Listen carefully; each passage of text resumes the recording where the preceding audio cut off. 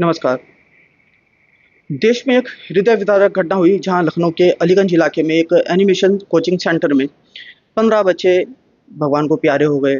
असमय उनकी मृत्यु हो गई। कारण था एसी फटने के कारण कोचिंग सेंटर में आग लगी और 15 बच्चे वहां मृत्यु को प्राप्त हो गए, जलकर मर गए।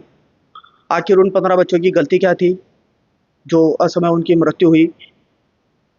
उन परिवार वालों का दर्द कौन समझ पाएगा जिनके ऊपर ये विपदा आन पड़ी है और उनके साथ ये हादसा हुआ। सुनने में आया है कि कुछ बच्चे मोबाइल फ़ोन से अपने माता-पिता को कॉल करते रहे कि पापा, मम्मी हमें बचा लो, हम यहाँ फँस गए, दम घुट रहा है हमारा। लेकिन वो माँ-बाप असहाय थे, वो कुछ कर नहीं पाए और उनके बच्चे काल को प्राप्त हो गए। ये देखिए, ये बच्चे हैं आज हमारे सामने, जो ये 15 बच्चे असामयिक काल को प्राप्त हो गए। इनके माँ-बाप के ऊपर क्या बीती होगी?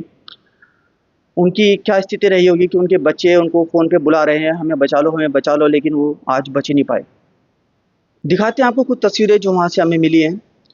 हमने देखा कि वो फ़ोटो में कैसे लोग रेस्क्यू ऑपरेशन चल रहा है, फायर ब्रिगेड की गाड़ियाँ या आम लोग भी एक-दूसरे की मदद कर रहे हैं, लोगों को बचा रहे हैं। वहाँ आग की लपटें निकल पड़ी हैं, लेकिन बचने का कोई साधन नहीं था और लोग उसी में जलकर स्वाहा हो गए। ये तस्वीरें बोल रही हैं कि हिंदुस्तान की व्यवस्था कैसी है और यहाँ पे सुरक्षा मानकों को कैसे दरकिनार नज़रअंदाज किया जाता है। घटनास्थल पर मुख्यमंत्री से कुछ पेरेंट्स बात कर रहे हैं, अपने बच्चों को लेकर बिलख रहे हैं, रो रहे हैं और मुख्यमंत्री से दरखास्त कर रहे हैं कि हम बीजेपी के सपोर्टर हैं, लेकिन मुख्यमंत्री आदित्यनाथ कह रहे हैं कि भाषण मत दीजिए। ये उनका बोलने का एक तरीका था, उनका रवैया था। उसके आगे शायद कुछ और बात हुई होगी, वीडियो को म्यूट कर दिया गया, वो हमें सुनाई नहीं दे पा रहा है।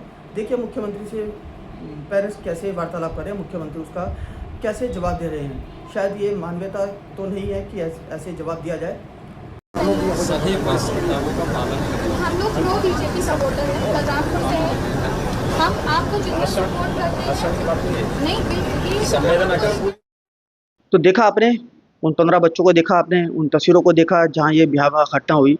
आखिर हिंदुस्तान में सुरक्षा के मानकों को या किसी भी ऐसी स्थिति को नज़रअंदाज क्यों किया जाता है जहाँ से आदमी के जीवन का खिलवाड़ होता है? क्यों हम इन्हें नज़रअंदाज कर देते हैं? एचआरडीए किसी भी शहर का हो, हरिद्वार का हो, लखनऊ का हो, दिल्ली का, कहीं का भी हो, उन मानकों को पहले निगाह क्यों नहीं रखता कि जब वो अपार्टमेंट या बिल्डिंग बन रही होती है, पहले उसको उसे बनने दिया जाता है, लेकिन जब वो 2 या 3 मंजिला बन जाता है, उसके बाद उस पे कार्रवाई होती है, उसे सीज़ किया जाता है कि या कुछ ऐसे कारण होते हैं कि ऊपरी प्रेशर, राजनीतिक दबाव के कारण वो बिल्डिंग फिर भी बन जाती है और सुरक्षा मानकों का उसमें कोई रोल नहीं रहता, उसको नज़रअंदाज किया जाता है और भुगतना पड़ता है आम जनता को। आखिर हिंदुस्तान में ऐसी स्थिति क्यों है कि लोग सुरक्षा मानकों को ज़्यादा तवज्जो नहीं देते या उसके ऊपर ज़्यादा ध्यान नहीं दिया जाता? घटना आज हमारे बच्चों के साथ हुई है। फ्यूचर में ऐसी दुर्घटना ना हो, प्रशासन इसका ध्यान रखे। प्रशासन से हमारी यही अपील है। नमस्कार।